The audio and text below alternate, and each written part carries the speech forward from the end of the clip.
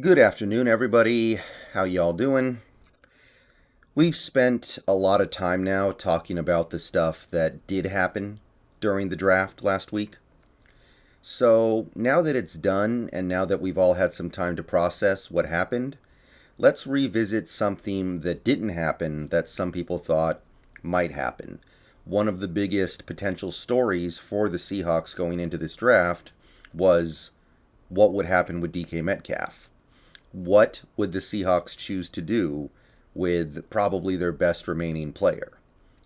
Some people thought they were going to trade him. Some people thought that the fact that they hadn't extended him meant that they were looking to deal him. As day one went on, it became clear that that wasn't happening. Once we got to the end of round one, I pretty much forgot about it because at that point to trade him would have been a catastrophe that I don't think even Pete Carroll and John Schneider are capable of on their worst day. So day two went on, same thing. Day three went on. And of course, by then, you don't expect anything to happen.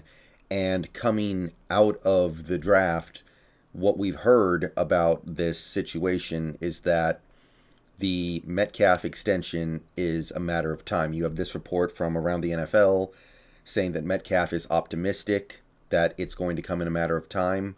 It's not a question of if, it's a question of when, and that he's not too worried about it. Like I said in a couple weeks ago, he went to the OTAs, he showed up to OTAs when a lot of these other receivers who wanted a contract didn't. So it seems like the money is coming, and the reason why it hadn't already come was because we were taking care of other things. We had to take care of our free agents. We had to take care of guys we wanted to bring in from other teams. And something like a Metcalf extension was just going to sit on the back burner until we had all those things taken care of. So now that the draft is over, there isn't a whole lot going on. We've got rookie minicamp this week, but that's like 3 days.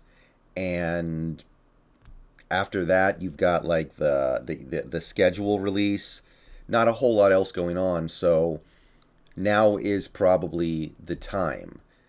You can't really trade him now because any picks you get are going to be next year, and you have no idea what those picks are going to be valued at, so you can't make an accurate assessment. So it's too late to trade him even if you get a lot of future capital. So the way I see it, now that you haven't traded him, you have to extend him. I expect it to come, and based off what happened over the weekend, I think that's good. Because there were a couple other things revolving big-time receivers headed into their fourth season in the NFL. The first regarded A.J. Brown of the Tennessee Titans, now of the Philadelphia Eagles. He got traded. We've already spoken about this. We spoke about it as it happened on draft day in the streams, of course. But to run it down, the Titans shipped A.J. Brown to the Eagles, and the Eagles gave up a middling first rounder, 18th overall. So a middling first rounder and a low third rounder. Not even a top 100 pick. 101st. So it was, I believe, a compensatory pick. So basically, you're getting a middling first rounder and a bad third rounder for A.J. Brown. I'll say this right now. If you had shipped out DK Metcalf for this, a middling first and a low third, that's not making me happy. That's not even close to making me happy. And if you take a look at DK Metcalf's comparison over his career so far to A.J. Brown, it's pretty similar. Metcalf's played in more games, which has allowed him to build up a little bit of an edge as a receiver. He has more catches, more yards, more touchdowns. Technically, however, A.J. Brown does actually have more approximate value. His approximate value is a little higher because he's done a little bit more as a runner. I don't think it's significant enough to point out as some sort of significant advantage for A.J. Brown, but these two players run very close to each other in terms of perceived value. A.J. Brown's played in a lot of playoff games as well, and he hasn't produced as much as Metcalf on a per game basis, not even close, but The point is, both these guys are going to be perceived very similarly by GMs. So if that was the offer that got A.J. Brown out of Tennessee, then it's probably a similar offer that would have gotten Metcalf out of Seattle. So I'm happy we didn't take a deal like that. To me, that would not have been enough to get a 24-year-old receiver who has put up monster numbers the way Metcalf has. He's made Pro Bowls. He's made the All-Pro team. To me, if you want to get a player like that who hasn't even hit his prime yet, you got to come at me with something a lot better than a mediocre first rounder and a bad third rounder. And also, the A.J. Brown trade came with a new contract, 4 years, $100 million, which should provide the template for the Metcalf contract because, again, these players run very similarly in terms of their NFL production thus far. So it should be something about the same. And another thing that didn't happen on draft day was the Deebo Samuel trade that a lot of people thought would end up taking place because unlike A.J. Brown, unlike DK Metcalf, unlike Scary Terry, Deebo's actually asked out. Deebo has indicated that he doesn't like it there. Deebo has indicated that he doesn't like Kyle Shanahan. So a lot of people thought the trade would happen. It didn't. And if you take a look at the offer that was on the table for Deebo, you can see why.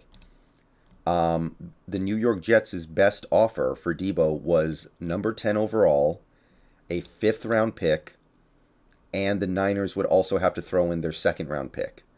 So I didn't plug this into the calculator, but this is probably pretty close. I would say even a little bit less than what the Titans got for A.J. Brown. So again, if this is the best you can do as a trade return on your star receiver, because again, Deebo and DK are probably perceived somewhat similarly by NFL teams. You can look at their stat comparisons so far through their careers. Now DK's got him completely skunked as a receiver. He's got almost 50 more catches. He's got almost 600 more yards. He's got 19 more touchdowns. But Deebo's played in 11 less games, and he adds a lot of value as a runner. Now, health is a skill. The fact that DK's played every game in his career so far is commendable. It's not something that you can take away from him. But Deebo has produced very well in the games that he has played. It's comparable. And Deebo's also been a big-time playoff performer. He has like 500 plus all-purpose yards in 6 playoff games.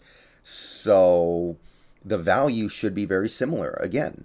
So the NFL spoke on the value of these young superstar receivers. 1st round pick, 3rd round pick, approximately.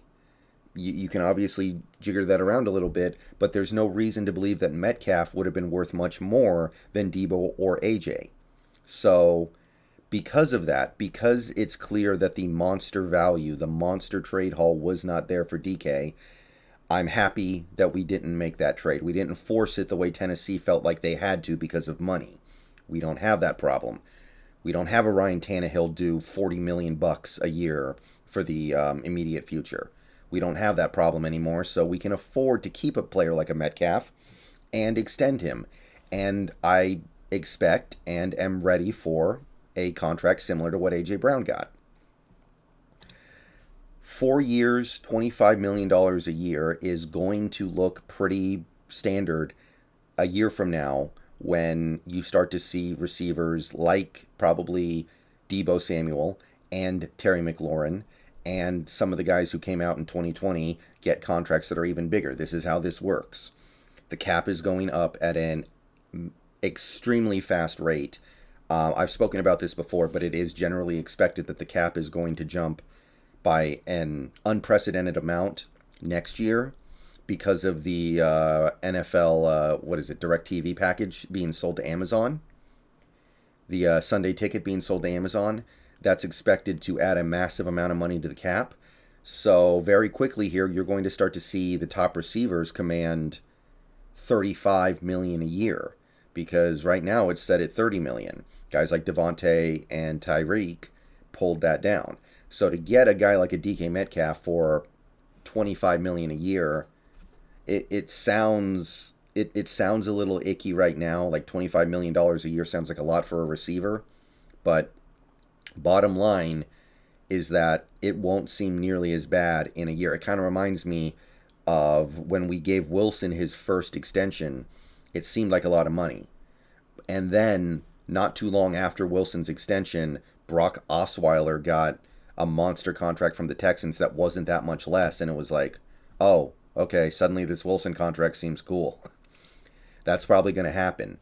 I don't know who it's going to happen with, but sometime next offseason, you're probably going to see a player who is not even in Metcalf's orbit get a similar, if not bigger, extension, and you're going to go, oh, suddenly I don't feel so bad. But yeah, every indication is that DK is going to stay. I don't think there's any other way this can play out now that we have chosen to not trade him. The draft was the moment when it made sense. I'm sure that we played with the idea, but the right offer did not manifest itself. And if we trade him now for like draft capital next year, even if it's like a lot, we just can't know where those picks are going to fall, so it's going to be hard to get excited about it. Like, even if we get, hypothetically, 2 first-round picks from, like, the Packers, are we really excited that we got, like, pick 31 and 29 from Green Bay for a potentially generational receiver? I know I'm not. Alright, so that's what I got for this video. Seems like the Metcalf extension is coming. Hopefully it works out.